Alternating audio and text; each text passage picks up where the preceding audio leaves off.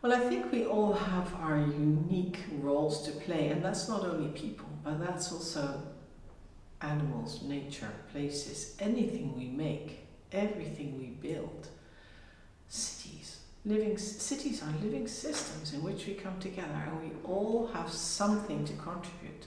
So I think this, even if we call it purpose, but purpose might be too big for some people, but to find a way that you can contribute that feels nourishing for you, I think that's part of what we see. If we really look at for example, the bees or the animal kingdom, you can always see that happening. And so, and the systems and structures that come out of that, in which everybody is inherently, or all the cells in our body, they know what to do. I don't need to be telling it all. So how can we build these kind of systems and structures and governance systems that can really serve that? That's I think one of our big challenges, because these kinds of systems and structures are kind of like fixed. Yes, the consciousness is important, but also how we change those structures. That's what I'm really also curious about, how we can contribute to that also as the Holomovement. Here's what's coming up next on the Holomovement Purpose Lab. Hi, my name is Lara Peña, and my purpose is to support the next generation of leaders, girls. And I am here today to introduce to you Anne-Marie van Hoover.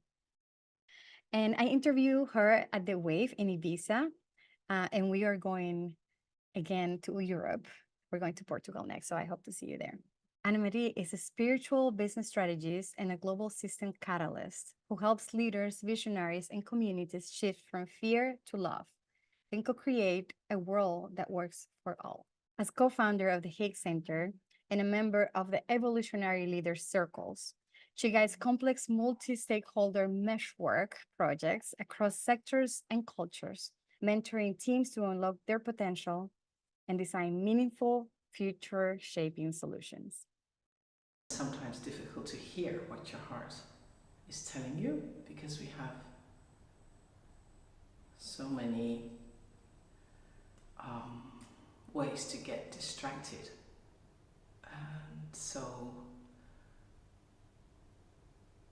and I guess one of the ways is letting go of all the things that you were taught.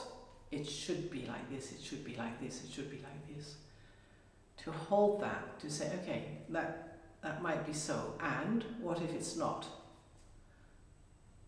And so the what if, and then from the positive, that's what if it's true? You know, before I started to realize there's so much more in the invisible that we don't see, when I've met people that were saying something about that, I was just saying, well, what if it's true? And then something can open up.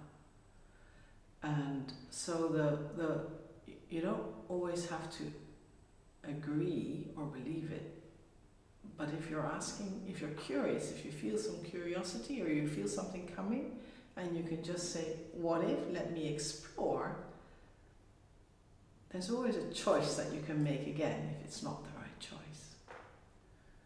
So that's something, like curiosity, the what if it's true, are things that really help me